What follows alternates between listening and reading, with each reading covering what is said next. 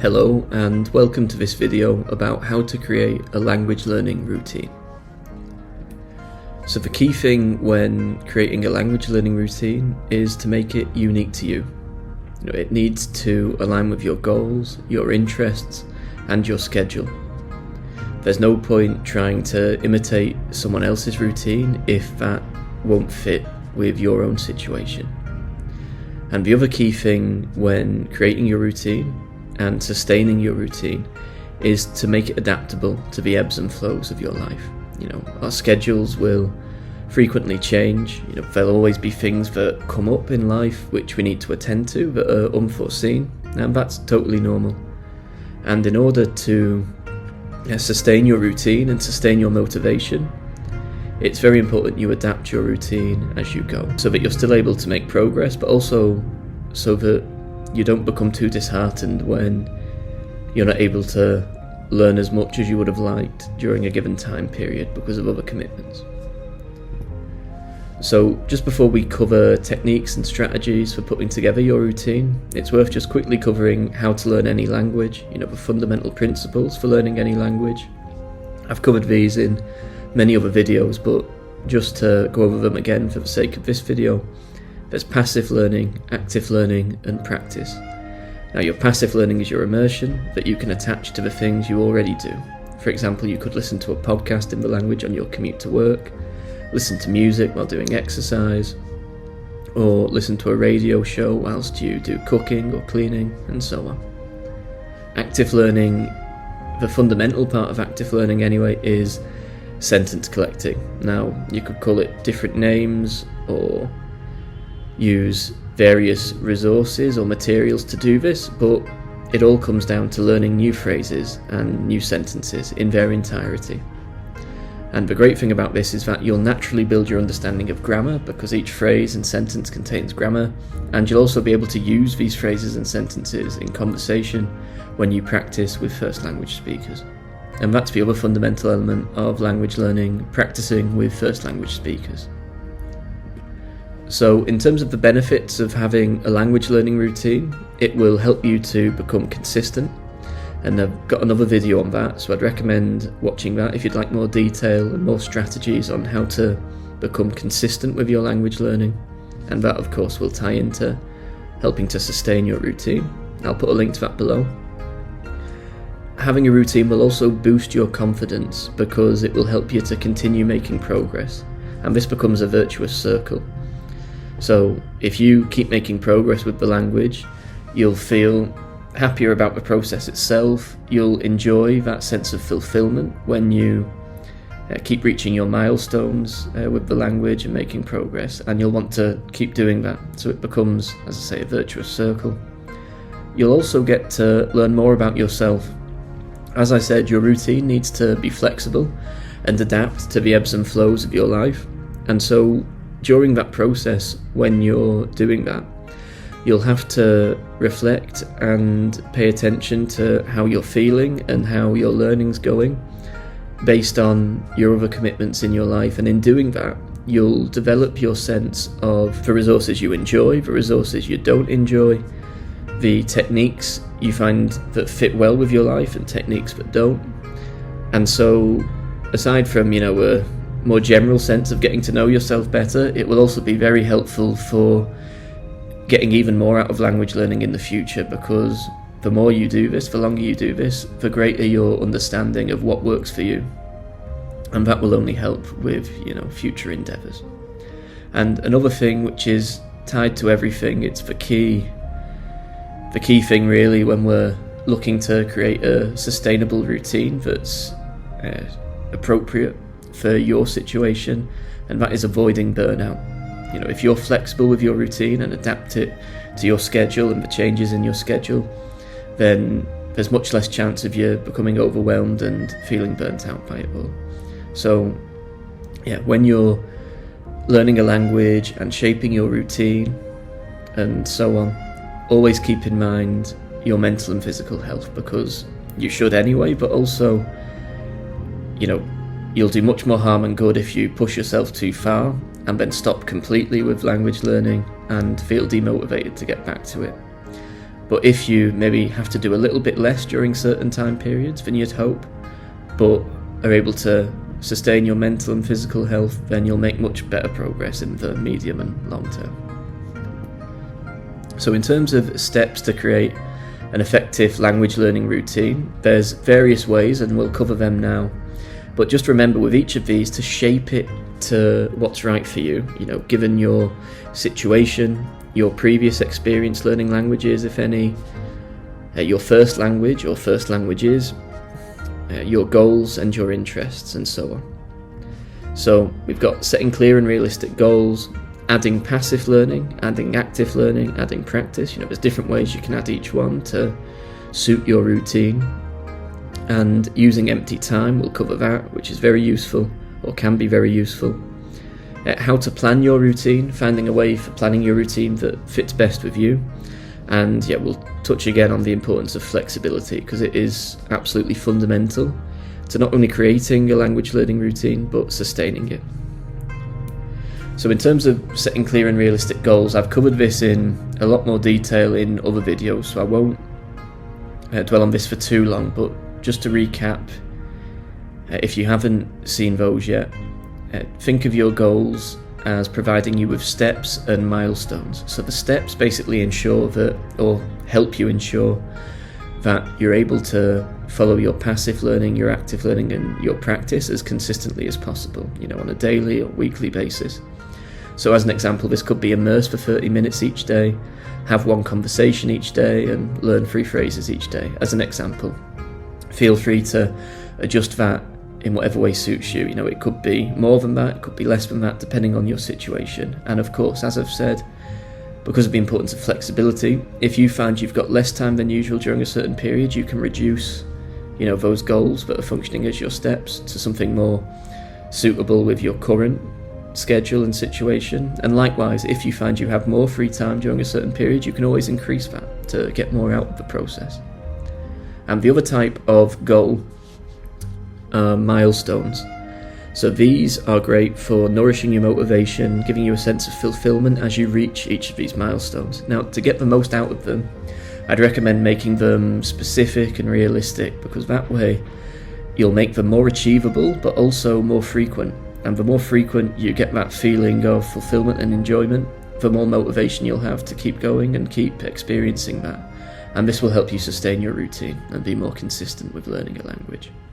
Now again, these are just examples, but it could be writing a list for the food shop, being able to talk about the weather, being able to order tea or coffee at a cafe, understanding a dialogue on a given topic or situation, understanding the gist of a news report or radio show or podcast, reading a book in the language for enjoyment, and being able to have a flowing conversation in the language. Now, as you can see, they're all milestones from different stages of the process, but feel free to add in as many milestones as you see fit, because, as I said, the more often you get to experience that nice feeling of reaching a milestone, the better that'll be for your motivation.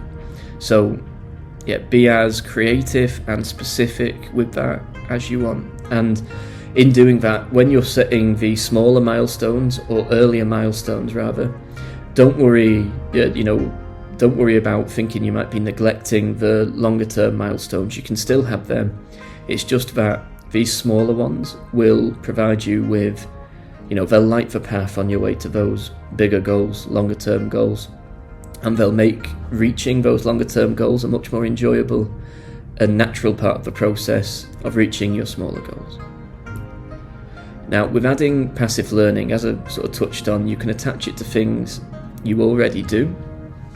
So, examples of things you could incorporate passive learning with are having a shower in the morning. You could listen to a radio show in the language, having breakfast, your commute, exercise, housework, cooking, painting. You could have music on while you're painting, or doing DIY.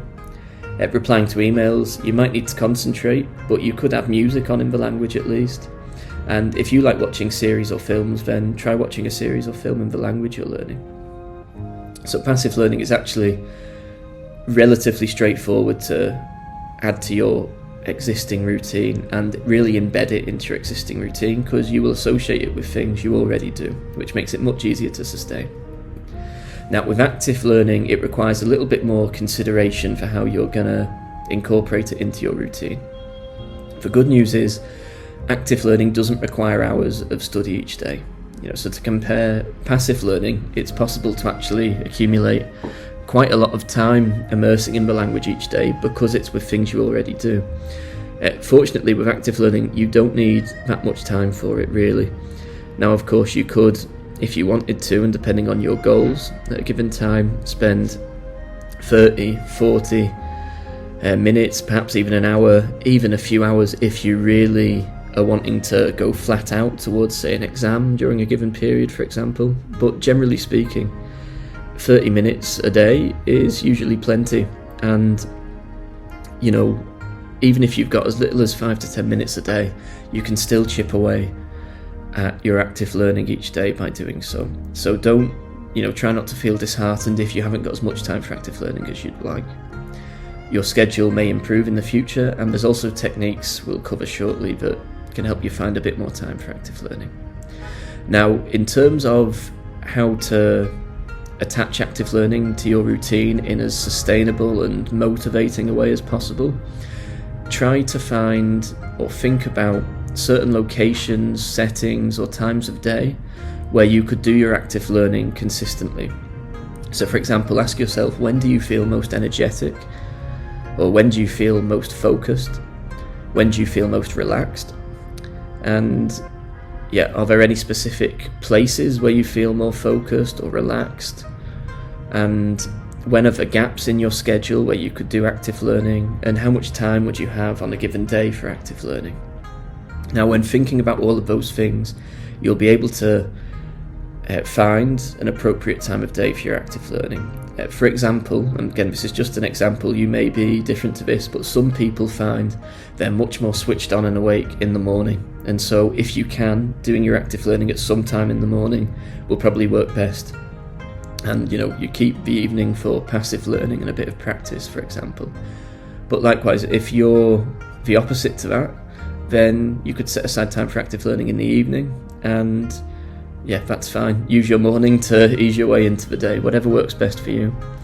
Now, the key thing, as I've alluded to with all of this, but especially with adding active learning, is to just do what suits you, and as I said, try to attach it in as specific a way as you need. For example, if you have a favourite cafe, then go there for your active learning each day if you can, on the way home from work or at lunchtime, for example. Just do whatever works best for you. So if you add active learning to your routine in that way, in a way that suits your energy levels, your schedule, and your preferred learning environments, then it will become a habit you enjoy, and therefore more sustainable, and a very regular part of your routine. Now, one tip I think is worth mentioning, which I came across recently reading the book Zen, The Art of Simple Living by Shunmyo Masuno, and I've mentioned it in other videos, so you may have heard me say this before, but just in case you haven't, try waking up 15 minutes earlier each day or on a given day. Now, you can use that time however you want. It doesn't have to be for language learning per se. It could just be a chance to take back 15 minutes of your day and relax and feel a bit more in control of your day. And, that will have a very positive effect on your frame of mind and therefore your language learning. But, of course, you could use about 15 minutes to do your active learning each day, however you see fit. Now, in terms of adding practice, it depends on the type of practice you're doing. So if you're having typed or audio conversations, as in voice messages, then you can conveniently fit that in any part of the day where you've got a spare 5 minutes here and there. If you're doing voice or video calls, then you will have to give a bit more thought as to when you might have time to do that. If you're lucky enough to live in a country or region where your language is spoken, or there's a community in your local area that speak that language, then you'll naturally get opportunities to speak the language in person. So that could naturally become a part of your routine anyway. So there's lots of different ways to add practice to your routine depending on the type of practice you're doing and where you are.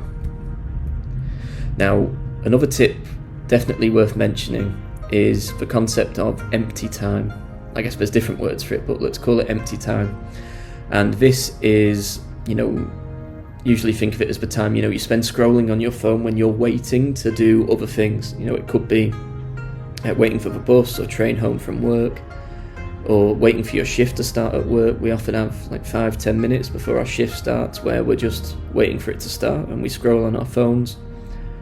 It could be, when you're waiting for the oven and stuff like that. But regardless of which occasions it is, the cumulative time that adds up where we scroll through our phones each day is actually quite a lot. If you want to find out how much exactly, you can check on your phone. Usually it has stats for when and how you're using your phone. You'll probably be surprised at just how much time it is. Now, as a conservative estimate, say it was 1 hour a day. That's 1 hour a day you could spend on language learning. So when you're waiting for the bus, you could read an article in the language, or when you're waiting for the oven, you could listen to a podcast in the language, or waiting for your shift at work, you could reply to messages with language exchange partners to practice the language. So there's all sorts you can do to fill that empty time with language learning. And if you did that, and say it was 1 hour a day as an example, that's 7 hours a week, 30 hours a month, 365 hours a year, give or take, that you could be further along with your language learning goals if you used that time for language learning. Now, bringing that back to creating routine for language learning, what that will do, if you're able to use that empty time for language learning, be it for passive learning, practice, or even active learning, you could use that time to learn new phrases, then you'll find it much less stressful trying to shape your routine and adapt it to your busy schedule. Because if you're using empty time to get in a lot of the time you would have spent immersing, actively learning and practicing, then there's less pressure on other parts of your day to find for active learning and so on. So it can be a great way to use time you already have for language learning and to reduce the pressure of shaping your routine according to all your other commitments. Now, in terms of planning your routine, this is something that's very personal to you. It will be unique to you how you choose to go about this. Some people love pen and paper, other people prefer apps and software, some people like to just keep it very general, just have an outline, whereas others like really meticulous, elaborate, detailed plans. Now, there's no right or wrong way, just do whatever feels best for you, and I imagine you'll probably know already which of those you prefer. Now, one thing just to keep in mind is if you do like to do very detailed plans and for example, be it on pen and paper, or if you like to have, say, a very fancy spreadsheet or template where you fill out all sorts of detailed plans for what you want to do, that's fine, and by all means do that if you'd like to. But as I mentioned about the importance of adapting your routine, as your schedule ebbs and flows and you have to adapt, you will end up creating more work for you to do, in terms of editing that detailed plan. But as I say, you might think that's worth doing for you, and if that's the case, by all means do it. That's absolutely fine. Just something to keep in mind. Now, what I tend to do personally, in case it's helpful for you to know what I do as an example, I really like pen and paper, so occasionally I will write out what I'm planning on doing in terms of some goals, but also resources I'm planning on using for the language I'm learning over the next period of time, be it a few weeks or a few months, and I'll periodically do that just to get it down on paper and add some clarity to my mind in terms of how I think about it. Now, as an extra thing on that, depending on where you're at in the language learning process with the language you're learning, if you're at an intermediate level, you might want to try writing that out in the language you're learning. It's what I do. What I tend to do actually is I write it out in Vietnamese because my Vietnamese is at a pretty high level. And so I do that as a way of sustaining my Vietnamese when I'm writing out my diary or plans for other aspects of my life and other languages I'm learning.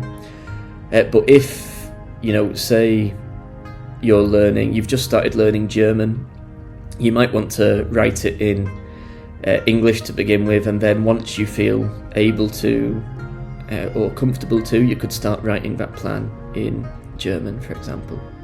Now, the other thing I tend to do is I keep a sort of outline of my plan, very vague outline, not detailed at all, on like Apple Notes basically. So that's the only app I really use for that. I just keep it nice and simple. I would have, say for example, a routine on Apple Notes that's fairly vague. It will say like morning, afternoon, evening, based on spare time in the morning, spare time in, well, lunchtime rather than the afternoon, and spare time in the evening, and what I want to fill that time with. So, because I found that if I tried to get too granular with it, each day is slightly different, so it ends up being bulldozed by, my schedule anyway. So I don't make it too detailed. I make it just as vague as morning, lunchtime, evening, and I'll say like in the morning I'll put in, exercise, and then learning Mandarin Chinese, for example. As I said, I write all this in Vietnamese, but do it in whichever language you prefer. And at lunchtime I'll put, work on how to learn languages, this website and YouTube channel, or learning Mandarin Chinese, whatever it may be. And in the evening it might be, watching a film in Mandarin Chinese, and so on. Now, that's just an example, and I usually change that very regularly, depending on how my schedule is changing and what I'm needing to prioritize is changing.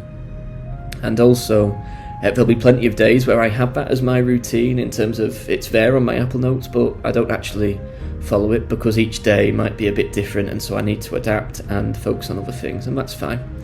Because I've been learning languages for a number of years now, and I'm very familiar and comfortable with how to learn languages in terms of, the fundamental principles for learning languages and my goals and interests, I'm able to adjust my routine sort of automatically as I go, and just, as I said, occasionally put down on pen and paper to sort of recalibrate a bit what I'm needing to focus on.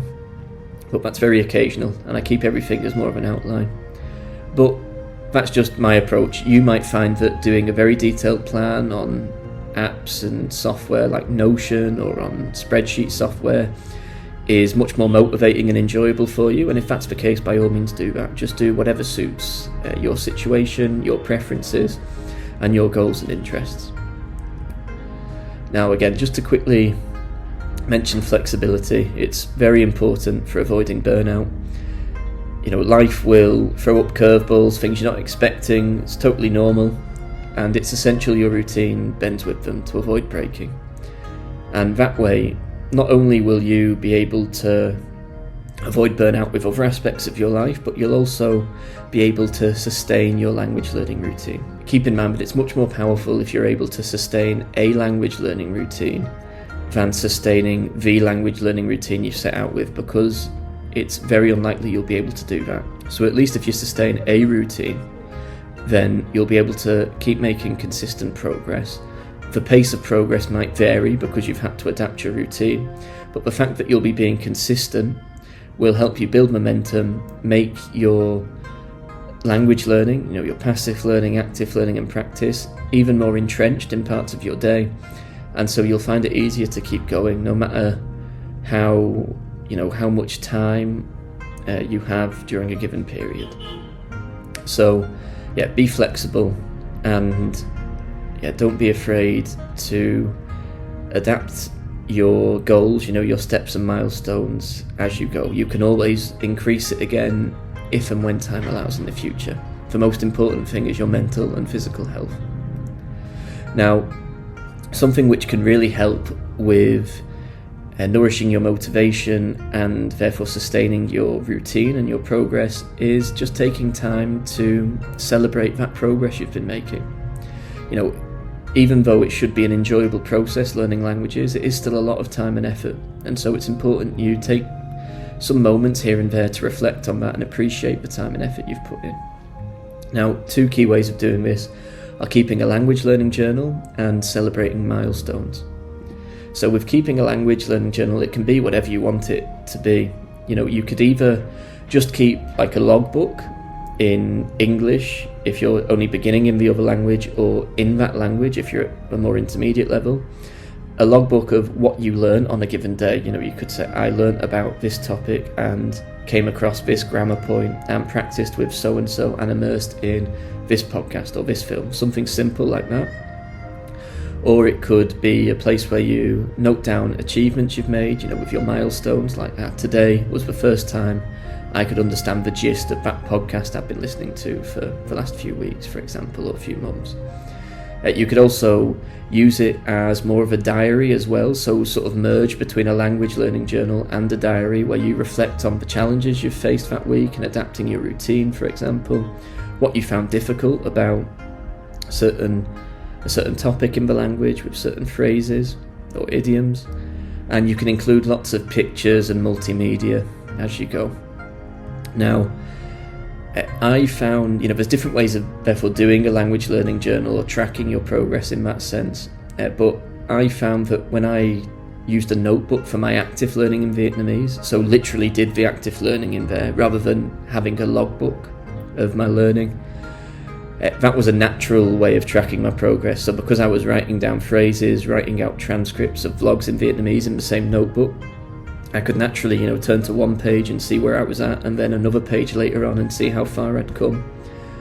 So that was more natural than keeping a specific, logbook of noting down what you learnt each day and that sort of thing. But just do whatever you prefer.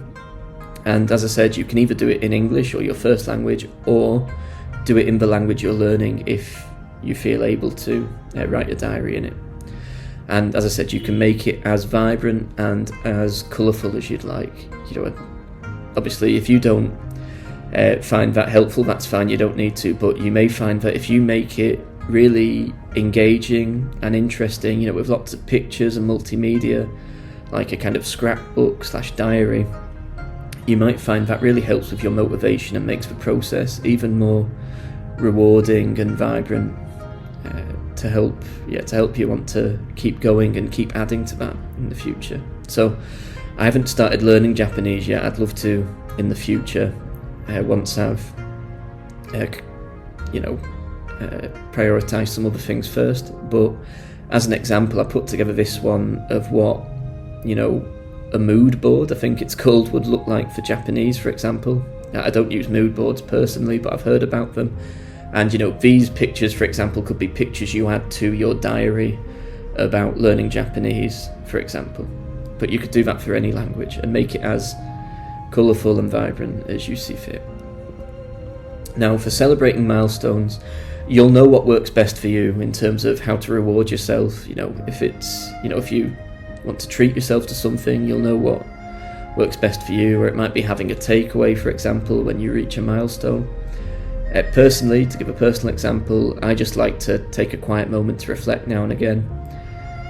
For example, when I'm here in Vietnam, every day I'll obviously get natural opportunities to practice speaking the language, and even though my Vietnamese is at a pretty high level now, even so, every time I go to the market and buy fruit and veg and chat with the same faces or meet new faces that I chat with there, on the drive home on my moped, I always feel very grateful to have been able to have that experience, because I remember when starting out learning Vietnamese, as is the case when you start out learning any language, you're not able really to do that at the start. And so when you are able to do that, just taking a moment to be aware of the time and effort it's taken you to be able to do that, and how much you enjoy being able to experience that, is well worth doing.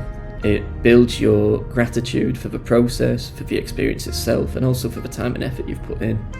And this can help nourish and sustain your motivation moving forward. So, just a final thing before finishing to keep in mind is that all of these things I've mentioned are there to serve your learning, to serve the learning process, and not the other way around. Of course, it's great that in the process of, say, for example, making your language learning diary, you really enjoy that in and of itself, and that's great. But all of these things at the end of the day are to help you with learning a language. And this applies to your routine as well. Don't worry about being flexible. Approach all of these strategies and techniques and your routine in general with flexibility. And the reason I mention that is, don't get too attached to your routine if your daily schedule and other life commitments are changing, because you'll need to adapt. So don't be afraid to adapt it as you go, because it will make the whole thing much more sustainable and enjoyable. So if you have any more questions, please feel free to email me or look at the website howtolearnlanguages.info. There's loads of resources there for learning lots of different languages, and also on the YouTube channel at How to Learn Languages. And as I say, if you've got any questions, please feel free to email me at contact@howtolearnlanguages.info, and I'll get back to you promptly. I'd be more than happy to help. And I hope you enjoy learning languages.